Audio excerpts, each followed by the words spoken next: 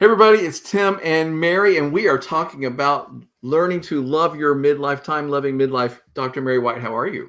I'm doing so good. This is especially important for me, this topic, Tim, because I feel like I've worked hard at honing my mental ability throughout my career, but also going into this kind of different stage in my life. Absolutely, everybody. We are talking about the mental life and how you think about that and how you deal with that as you're going through your midlife time. And listen, everybody, this is the fourth of six conversations. So thank you so much for watching this. And if you find this helpful, please share it with somebody. So the first week we talked about those big stereotypes, the big midlife crisis, how you get to a certain point and it's just one big downhill slog to the end. And we were like, no, that's not how it is. We talked about midlife time being a time of harvest where all of the knowledge and wisdom and experiences you've had can now make a great contribution. You can use all of those to have a wonderful life and to make a contribution. I loved that first discussion. I loved it too, Tim, because really it's just a matter of reframing. And we've spoken about reframing many, many years, 25 years. We've spoken about you got to reframe things a lot of times and sometimes think about something a little bit differently. So that's why I love that too. Right. And the midlife time is the time to really do a good job of reframing everybody, because I don't want the last third of my life to be sad and depressing and unproductive. I want it to be when I harvest and have the most fun and get the most out of all the work that I've Sure. done. I want to do that. So the second week we talked about the physical life, which of course really resonated with me, talking about um, not being a slave to your body image and what the world thinks of you, but making your body useful as opposed to worrying about it being youthful. And I love this concept, Mary, of what do you want to be able to do when you're 90 physically? And then you need to start planning for that now. And I loved that concept. Yeah. What a like a mind blown concept. Like, yeah, okay, yeah, I probably could take a walk around the block, or I probably could take a lap in the pool and things like that. Like, because you want to be able to move when you're 90. You're so good at Right. stretching and all that stuff, Tim. You're so Well, really going to help you. Well, I think so, and I don't do as well as I ought to some days, but it's like I really do think about that. Well, I want to keep my mobility, I want to keep my strength. I don't want to. I want to keep my balance. I want to do all these things I can to so I can have a happy, successful physical life all the way as long as I'm on this plane of existence. Then the Sure. third week we talked about the emotional life, and I love this idea of living on a more even keel. I realize that as I go through more and more experiences and live my life, I can see things from a bigger point of view. Things I don't have as many ups and downs. I'm a little more of an even keel. I love the idea of that being one of the benefits of getting older. And you don't have to react to everything either. You can just let something go. I'm always about this, take a higher ground. There's no reason to reply, especially in this age, kind of this social media blitz that we're having. I feel like it is really time to step away from some of that and stay on that even keel, for sure. Right. And I feel like right now we live in a time where everybody is instantly outraged, and there's sort of this immediate reaction is sort of how they feel alive. And I feel like that is so sad to me that so many people are living their life from that place. Like getting really upset about something that they see on the news is a way that they feel alive. This is not the way I want to feel alive, Mary. I want Oh, to feel alive in all the millions of other ways that are much more pleasant and peaceful and calming. yes, totally. And I love, love, love. Speaking of the sailboat behind me, an even keel. Absolutely. It's very nice. So tonight we're talking about the mental life. And I know that this is an area of your expertise and real interest, Mary. And I love this too. I want to be mentally sharp all the way through my whole midlife time and really all the way to the very end of my days. But I have to, just like we talked about with the physical life, how do I want to be able to be mobile and strong when I'm 90? Well, I also need to work on my mental self. How do I want to be mentally when I'm 90? So I'm assuming, is that part of the way you think about this? Yeah, I mean, I'm always thinking about that. Like, my father had Alzheimer's, well, dementia. And so I'm always thinking about that. Like, what did he do? Like, what could have changed that trajectory? Or was it just inherited, genetically, which is certainly something that happens. Um, But I'm always thinking about, what do I want to do to really sharpen the saw? What do I want to do? Well, for one thing, I really want to keep reading, Tim. I want to keep learning. I feel like the more adult learner like you can be, the better. Well, why would people want to stop learning? Like I think people think about learning as being in school. That's not the way I think about learning. I always want to learn something new, and I want to have new interests. I mean, listen, Mary, they tell you go to a party, and then some people have no idea what to talk to people about, and they're not interesting. Well, it's because they haven't read anything new, gone to a movie, paid attention to like they don't have new things happening in their life that they're paying attention to. Right. I feel like I could talk to anybody about anything at any time, I hope. So I think that's a piece of this, though, is so you have to, here's the latest book that I read that I loved, or I read this article online at a website that I love. Let me tell you about these concepts. This is keeping yourself mentally engaged. Right. I completely agree with that, Tim. And you know what? Like, you have to be an adult learner. And to me, the difference between an adult learner and a child learner in school is because you want to learn. It's a need to know. So get needing to know things. You know what I mean? Like, need to know things. Like, I have FOMO a little bit. I got to know a lot of stuff. Well, the thing too is that I love is you take agency over it, and you're like, well, what is interesting to me? What do I care about right now? What's piquing my interest right now? Let Right. me learn something about that. I think that's really interesting. This is a way I think that you can get young people interested in reading. It's like, okay, you love motorcycles? Let's find a motorcycle magazine and let's Right. learn some stuff about like this. They realize, oh, I like reading when it's about this, right? So it's the same thing for me now. What am I interested in? What if, I'm interested right now in having a better midlife. So I read a book about having a better midlife Right. and we're talking about it. But that's just an example. But Tim, it doesn't have to be like, I'm saying you don't need to all of a sudden start reading if you've never been a reader. That's not going to be, but maybe you can put together Legos. I mean, I know there are some of these Lego kits that are like incredibly, what's the word, difficult and not time consuming. I'm sure they're time consuming, but they're intricate. That's the word Yes. I'm looking for. Thank you. And I think that's an option, or put together something like that, or do crafts or something like that. A lot of people are interested in that. There's so many people who have such amazing skills to me. Like, if I could sew, not that I want to get a sewing machine right now or have the time for it, but a lot of people know how to sew. And I think that's such a great, um, activity to engage in. Right. And we're talking about just continuing to be engaged with the world and learn new skills, learn new things, however that manifests for you. Mary, I've been thinking so much about my father, Hmm. right? Because his birthday is right around this time, as was my parents' anniversary. And if I lost my father, gosh, I guess it's been a couple years now, has it? Okay. But I think about him all the time. For one Right. thing, his lamps and his stuff is all over our bed and breakfast. And so I talk about him and his work all the time. But one of the things that I often tell people about my father is that he always had something going. He was always trying something new. And I didn't really appreciate this. I always thought, well, he's painting and he's trying to play the organ and he's playing the banjo and he's doing this. And he wasn't like great at all of it. I got caught up in that mistake. Yeah. We're thinking you have to be great at something to enjoy doing it or to engage in it. And Exactly. no, he loved doing all of it. And he was and the other thing, Mary, he loved puzzles.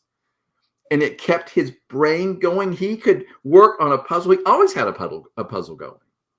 Right. And isn't that awesome? I mean, my parents, Tim, were the same way. I think you knew that already. They were always into drum corps and things like that, but they would go through hobbies. Like, they went on this fishing hobby where they would fish for years off the bridge, off the bridge in Stewart. And I'd be like, they're on the bridge fishing and, thinking it's crazy. And then they would go to something would affect fishermen, like some sort of new local law. And they would go to the meeting, about this local law. And then they had a used furniture business. And then they would redo furniture. And then my father made furniture all the way till, it became unsafe to use the tools and saws and things like that. But I mean, they always had something going.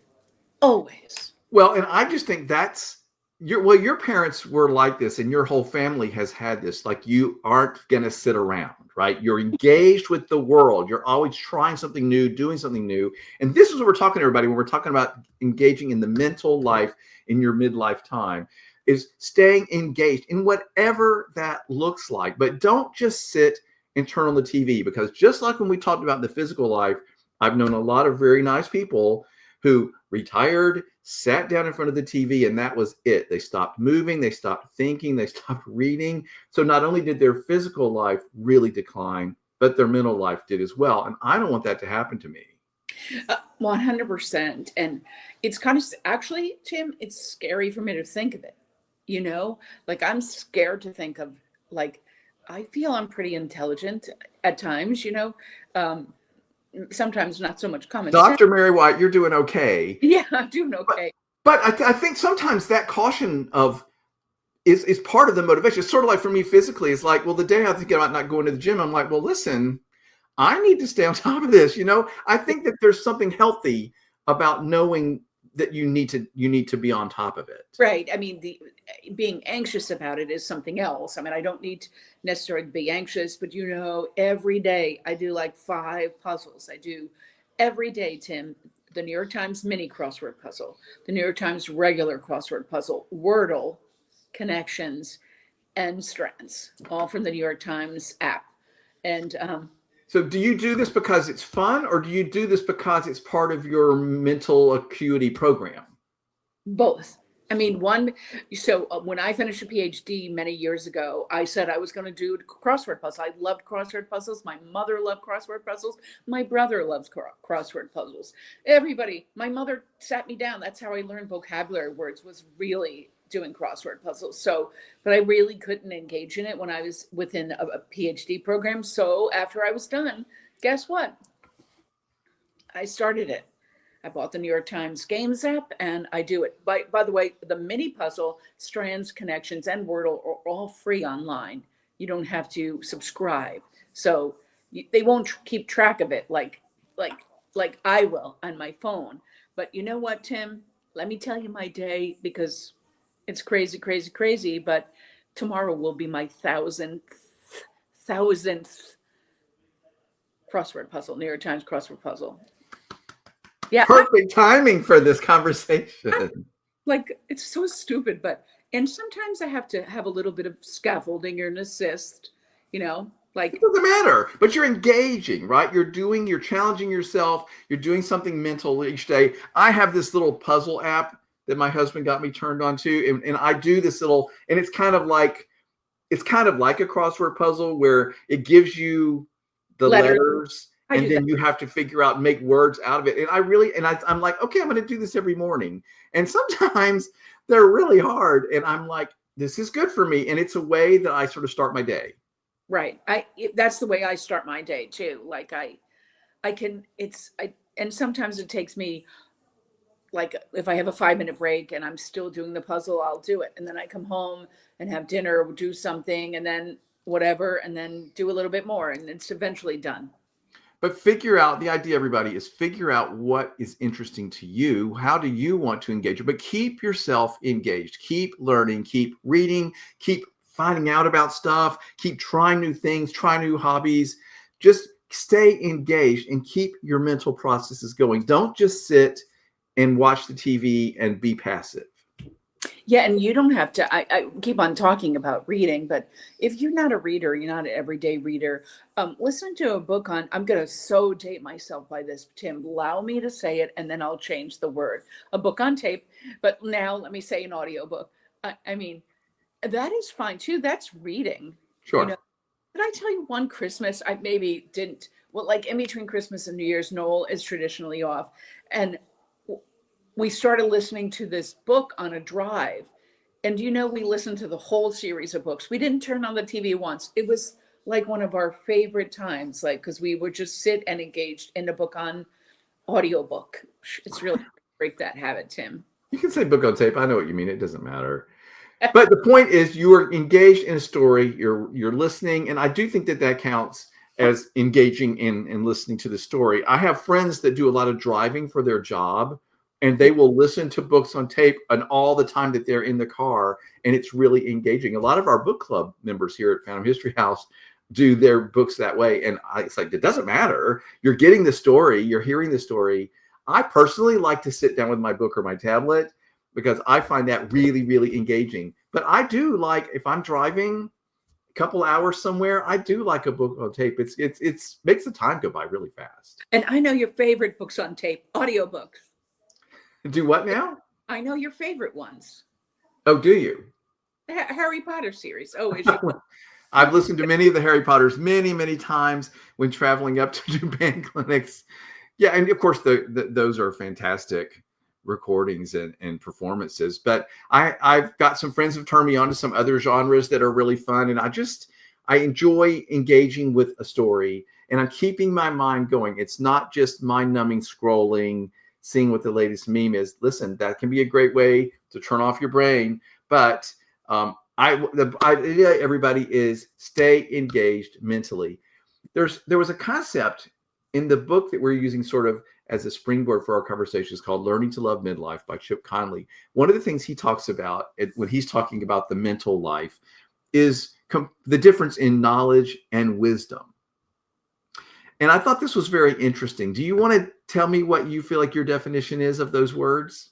So this is what I feel like. I feel like knowledge is a bunch of facts. Like Mary White is really good at trivia. She can do the crossword puzzle. She can do trivia. She can win for your team at the bar. Whatever, she is gonna do it. That's knowledge. Like I have a bunch of collected facts, a bunch of collected information. I really think wisdom is how do you use those things? And plus, how do you use those things that happened in the past? Like, how do I know? Take a higher ground, Mary, because digging in the mud is only going to make the pig and you dirty. Just stay out of the mud, and that to me is wisdom, is where you take your prior experiences, you take what the knowledge, and then you elevate it into some sort of, I don't want to say the word ethereal, but some sort of different realm where you're using it to create a bigger space, a greater space of calmness too. I mean, Yeah, using absolutely. wisdom is Absolutely. so much calmer.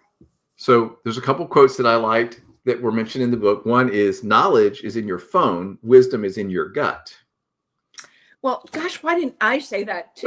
Well, it's okay, but it's very concise. Somebody had time to sit down and think that through. And here's another quote from a man named John Dewey. Information is knowledge, which is, do what? John Dewey. He's a very famous, well, people in education know John Dewey because he's like the learning by doing guy. Right. Not decimal, by the way. Right. That the philosopher guy, right? Yeah. Okay. So here's what he said. Information is knowledge, which is merely acquired and stored up. Wisdom is knowledge operating in the direction of powers to the better living of life. Yeah, that's why I said it. It takes on a different kind of, ethereal is the wrong word, but it takes on a different meaning to help you move forward rather than just stay back there, Right. And there's another concept around this I thought was really interesting. It's the concept of patterns, which is something that you get with experience and time. And here I'm going to read this quote. The longer we've been on the planet, the more knowledge and experience we've accumulated and the more patterns we've seen.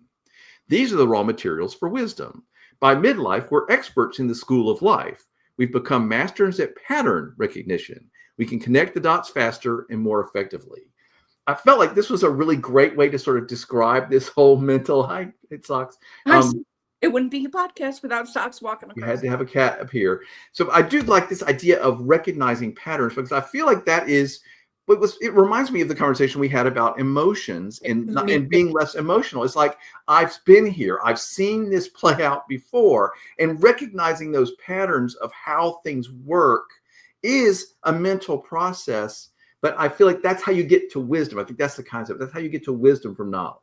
And you can really you can get into bad patterns, Tim, that cause maybe toxicity or something like that, where it's not, leading you to that. So really those patterns, and it reminded me of the emotional life one too, because it's all about, hey, we've done this before. We don't need to do it again. Let's break this cycle. And there we go. We're just going to walk right across there. It doesn't matter. But I like this idea, Mary, of wisdom being I have all this knowledge, but then when I recognize the patterns and I put it in a bigger context from my Yep. whole life of experiences, that's where it becomes wisdom. I love this whole idea. He agrees.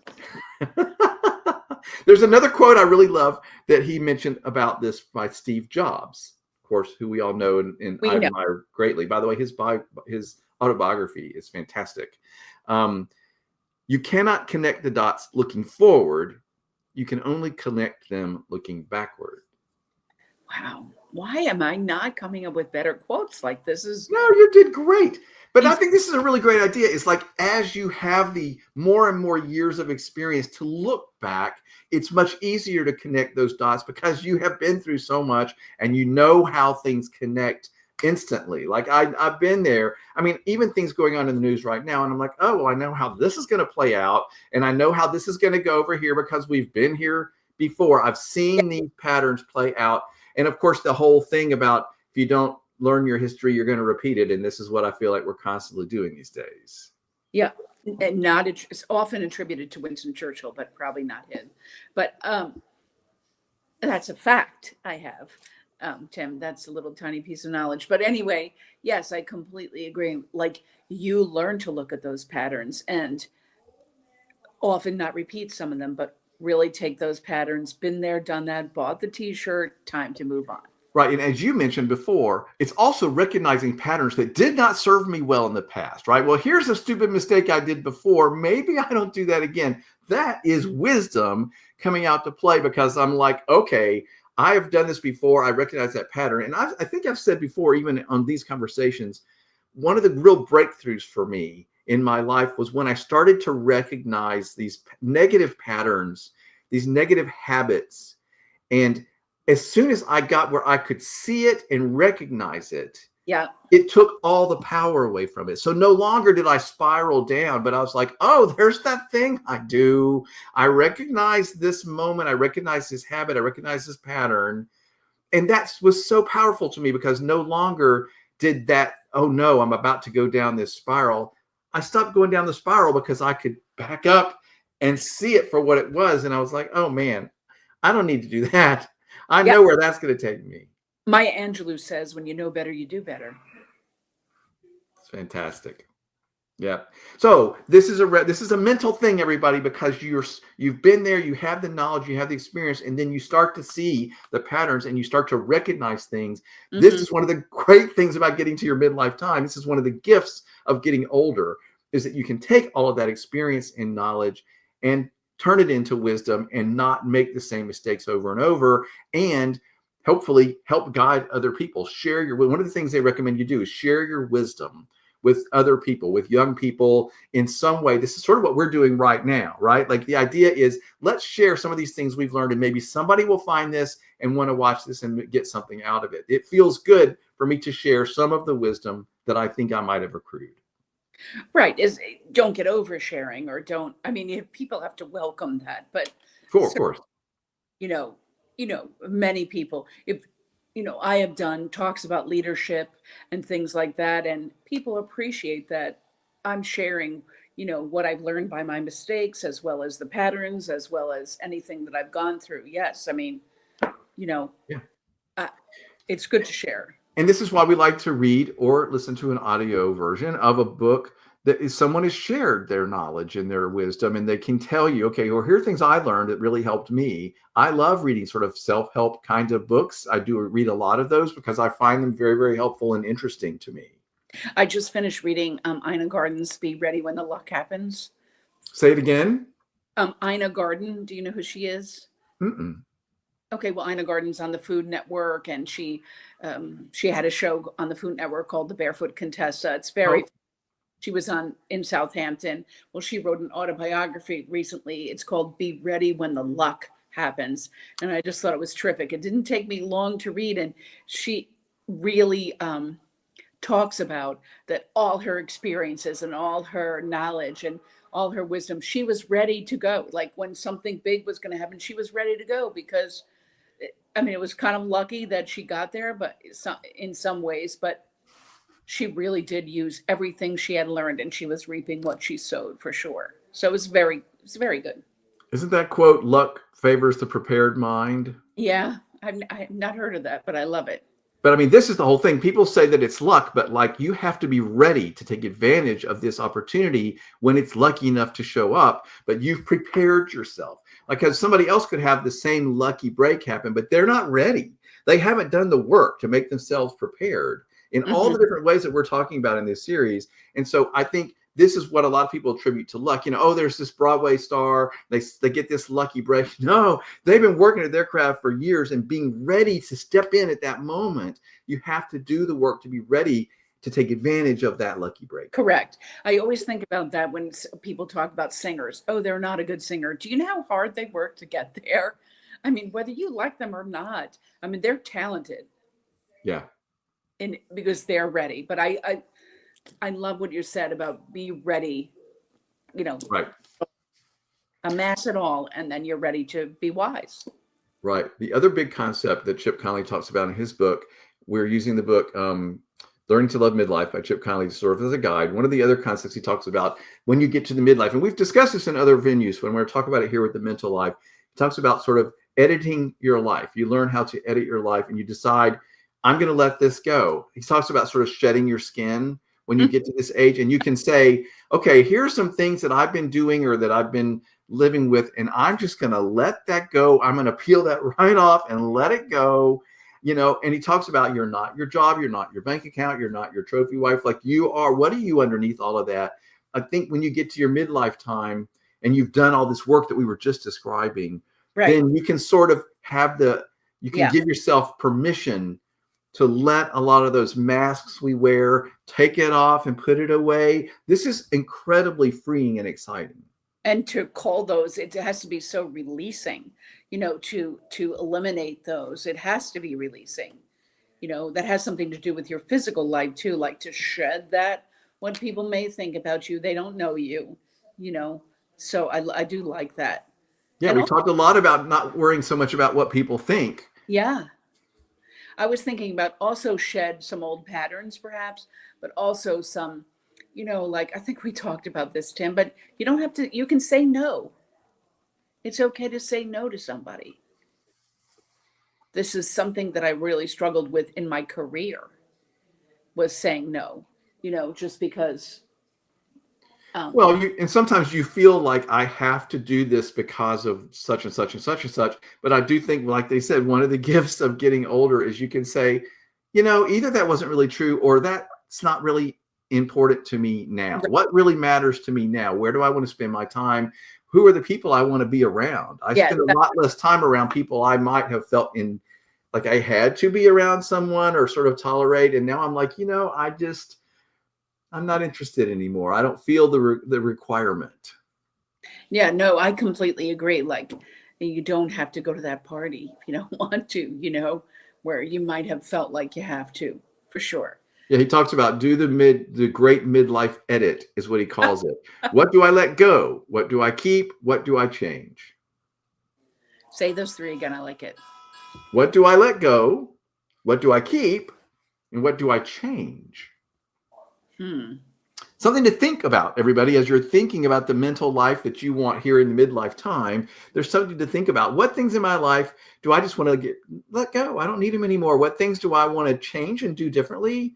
And what things do I definitely want to keep that I like and that are working well Right. for me? Yes.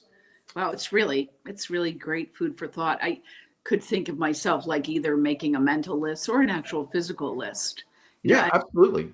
I think writing things down is very powerful, everybody. If we're talking about doing mental processes, I think making lists is a really good thing, especially if you're trying to make a big decision, put the pro Yeah, and cons on either side, but I think writing things down is very powerful. I think that's why a lot of people like journaling, that kind of thing. But I do think, I do sit down each year and write down, here's my goals, here are things I want to try to accomplish in the next year. I find that very helpful and productive for me. you're so good about that, Tim. Well, it's just something that I think is really healthy to do. And I do like doing it at the beginning of the new year. I don't feel pressure and I don't call them resolutions because those are broken, but I do like thinking about where am I? I think taking stock of your life is a good thing. Do it at your Yeah, birthday, do it on July 4th. It doesn't matter, but to take stock and like, where am I? This is sort of what he's talking about here. As you're thinking about your mental life as you're getting older, we're like, take stock. Well, what do I really, let me think about my life. What things in my life do I want to keep? Do I really want to have around? What things can I just let go? And what things do I need to do differently? Do I need to change, maybe do things a little differently? Part of it is because I now have the ability to have those patterns, see those patterns, have that wisdom over all the years. All of it comes together. I think too, like Tim, this is a kind of a metaphor, but after I stopped working, one of the things I did was cleaned out my closet of work work clothes, if you will. I mean, some things I kept just, and now I'm going to do it again. You know what I mean? Like, but I do it all the time. Like, well, gee, I'm never going to wear that blazer again. Never.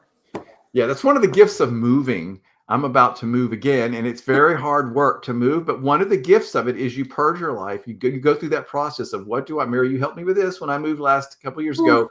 What do I need to get rid of? What do I want to keep? What's really important to me? You don't want to schlep a lot of stuff around with you.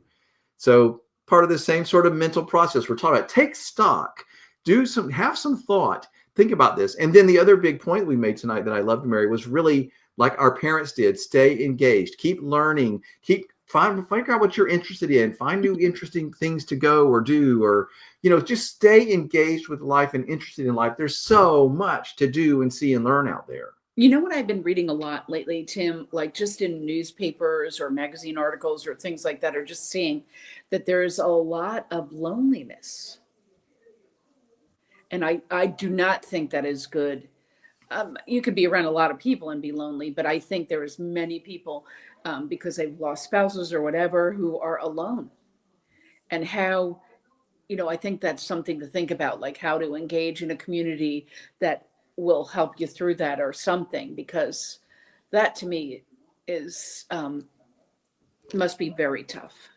Right. And I think that was one of the things we talked about a little bit when we talked about the emotional life, because we had some tips for everybody go back and check that recording out that's available on the YouTube channel, because we talked about, there are suggestions for how to engage with life if you are feeling lonely, and a lot of people do. And part of the way to do it is the stuff we're talking about tonight, right?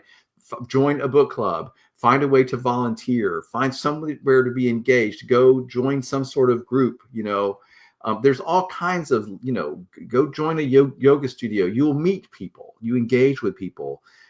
Volunteering is absolutely helpful, whatever you like. There's a group helping dogs, or gosh, there's a skunk Right. rescue here in Oldsmar, heaven forbid. So I met a woman one time that told me skunks are my life. It was the most fascinating. What did she? Skunks are my life, is what she said. It was so interesting, but she was very engaged in skunk rescues, which was a thing I didn't even know about. And I was like, well, first off, I think I'll never hear that sentence spoken to me again. But it was interesting. She was engaged and actively involved in something that brought her Right. a lot of joy. And this is something we've been talking about every single week. This is the bottom line, everybody. Figure out, do some thinking, what actually brings you joy, right? If you're trying to stay physically fit, what way of doing that brings you joy? And then do it. You want to stay mentally active. What brings you joy? Is it reading? Is it doing puzzles? Is it going to a book club group? It's whatever it is. Stay mentally engaged. Read that article, study that thing over here, take an online course. There's tons and tons of ways to do it. Talk to your neighbor. Yeah, Right. be a good neighbor. Absolutely. We always talk about being kind too. So that's always a way to Yeah. stay engaged, for sure. Yeah, that's sort of like the bottom line of all of it is be kind, and is what I'm doing loving, right? Is it a loving thing to do? And if it's not a loving thing to do, then you need to stop and rethink. And that's true of everything in our world that we see happening around us. Just ask yourself, is that a loving thing that I see that person doing? And if it's not, then it's not honorable, and there's something wrong about the way they're thinking and acting. Sure. Then I want to make sure that the way I'm moving through the world is bringing me joy and is loving toward others. So that can sound cliche, but that is really the thing I've been thinking a whole lot about lately, Mary, because it's the way that keeps me grounded, right? What can I do that's loving if I see things around me that aren't? I love that, Tim. I love it for sure. How are you being useful? Yeah, yeah. I mean, this is the bottom line: is stay engaged. Everybody, don't turn off. Keep yourself going. Just like we talked about. What do I want to be able to do when I'm 90 physically? What do I want to be able to do when I'm 90 mentally? I want to still be sharp and engaged and be able to have a great conversation and read a book and go on that trip and all the stuff. And you think about that. You need to think about that now as you're in your midlife time and start to work toward that. And then, Mary, it doesn't become a chore, but it becomes sort of like an exciting adventure. Like, okay, I'm going to keep myself physically fit because I have all these things I want to get to do, right? As Yeah. opposed to, oh, I got to go to the gym one more time. You want to walk in the Roman Colosseum, you know. You bet I do, and I'd be happy to do that when I'm 90 years old. Why not, right? I Yeah. want to be able to ride in a gondola down in Venice, like it's the most wonderful thing in the world. I want to be able to step into that gondola, right? So I've got to stay physically active, and I want to be able to read the greatest novels in the world. I want to be able to read my Dickens novels all the way through my life. So I need to stay engaged and keep doing that. There's example after example. Everybody figure out what it is for you, right? Whatever it is, everybody's different. The world is full of millions of interesting things and ways to do stuff, but figure out how to stay engaged. Mary, what would you want to say as we're closing this conversation about the mental life? Okay, so I really love this one, Tim, this particular episode of this, but I do think it connects to all the other episodes that Sure. to go back because I'm really making some connections about all of it and really seeing it as a big circle and a big process. So I think it has value to really go back. And they're short, they're not very long, and to really think and make connections on connections on connections and really build a good, thorough understanding of some of this stuff. And it's really been helpful. Which is the way that we describe wisdom happening, everybody. You find those patterns, you take the knowledge, and then you do something with it. You find those patterns, you make bigger extrapolations. Mary, I've loved this conversation with you. I knew that you would be wonderful talking about the mental life. I love how you are. I love the way you engage with life. I love the way you use your mind. And I love how you're sharing that. And thank you for doing that with me tonight. Oh, Tim, stop. Don't stop. Thank you. Thanks everybody for watching. The next time we're here in 2 weeks from now, actually it's going to be 4 weeks for the next one. We're going to be talking about the vocational life, which is going to be very interesting. Thank you, Mary. I loved this.